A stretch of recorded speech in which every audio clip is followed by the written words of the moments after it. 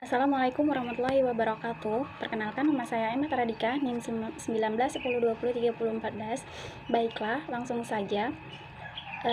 Kami akan menjelaskan materi kami kelompok 6, yaitu yang berjudul Audit dan Sertifikasi Sistem Manajemen Mutu. Materi pertama akan dijelaskan oleh Saudari Rizka Yulianti dan akan dilanjutkan dengan Yance Apriske, dan yang terakhir akan dijelaskan oleh saya sendiri, yaitu Emma Taradika. Assalamualaikum warahmatullahi wabarakatuh. Baiklah, di sini saya Rizka Yulianti, NIM 19 10 20 30 08 dari kelompok 6.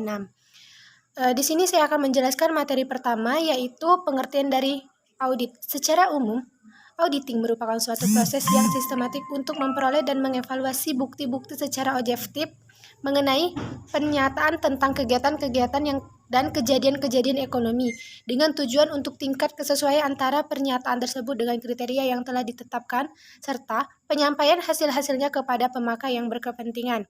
Definisi auditing menurut Boyton adalah suatu proses sistematik untuk memperoleh serta mengevaluasi bukti secara objektif mengenai asersi-asersi kegiatan dan peristiwa ekonomi, dengan tujuan menetapkan derajat kesesuaian antara asersi-asersi tersebut dengan kriteria yang telah ditetapkan sebelumnya, serta penyampaian hasil-hasilnya kepada pihak-pihak yang berkepentingan. Yang kedua, yaitu kualitas auditior. Definisi menurut Kamus Besar Bahasa Indonesia adalah tingkat atau kadar baik buruknya suatu. Berdasarkan definisi tersebut, secara umum, kualitas auditior berarti tingkat baik buruknya auditior dalam melaksanakan kegiatan audit. Standar auditing merupakan pedoman audit atas laporan keuangan historis agar hasil audit yang dilakukan oleh auditior berkualitas. Yang ketiga, ada audit internal. Audit internal yang intinya adalah mengandung arti yang sama meskipun pengungkapannya berbeda. Audit internal merupakan suatu fungsi penilaian independen yang dibentuk dalam suatu fungsi penilaian independen.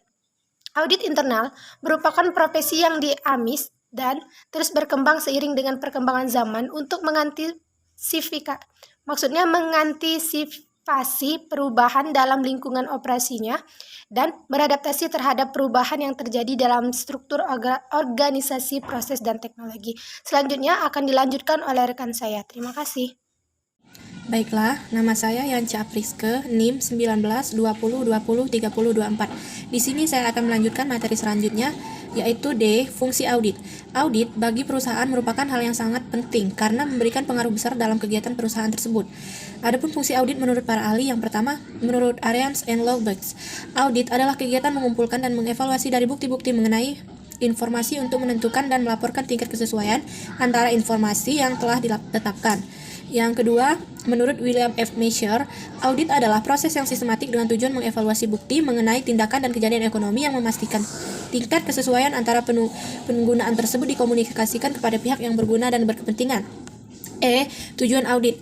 Tujuan audit secara umum dapat diklasifikasikan sebagai berikut. Yang pertama, kelengkapan. Yang kedua, ketepatan. Yang ketiga, eksistensi. Keempat, penilaian. Kelima, ekstifikasi. Keenam, ketepatan. Ketujuh, bisa batas. Kedelapan, pengungkapan. F. Stratifikasi sistem manajemen mutu. ISO 9001 adalah merupakan standar mutu yang diakui secara internasional yang merupakan tolak ukur global untuk sistem manajemen mutu. ISO 9001 menetapkan persyaratan dan rekomendasi untuk desain penilaian dari suatu sistem manajemen mutu. Sekian, terima kasih. Assalamualaikum warahmatullahi wabarakatuh. Baiklah, perkenalkan, nama saya Emma Taradika, NIM 19 10 20 30 14. Di sini saya akan melanjutkan penjelasan dari teman saya, yaitu penjelasan terakhir mengenai ISO 9001/2015. Di sini ISO 9001 adalah keluarga dari sistem standar manajemen mutu yang dirancang untuk membantu organisasi dalam memastikan bahwa organisasi dapat memenuhi kebutuhan pelanggan dan stakeholdernya, serta dapat memenuhi persyaratan perundangan, hukum, dan peraturan yang terkait dengan produk atau jasanya. Badan sertifikasi adalah pihak ketiga yang memberikan konfirmasi secara independen yang menyatakan bahwa organisasi sudah memenuhi persyaratan ISO 9001. Di sini ISO 9001 adalah standar internasional yang menetapkan persyaratan untuk sistem manajemen mutu. Adapun tujuan dan manfaat penerapan ISO. Yang pertama, untuk mengatur sistem administrasi dan dokumen dalam perusahaan atau organisasi. Yang kedua, untuk mengelola risiko dalam sebuah perusahaan maupun organisasi.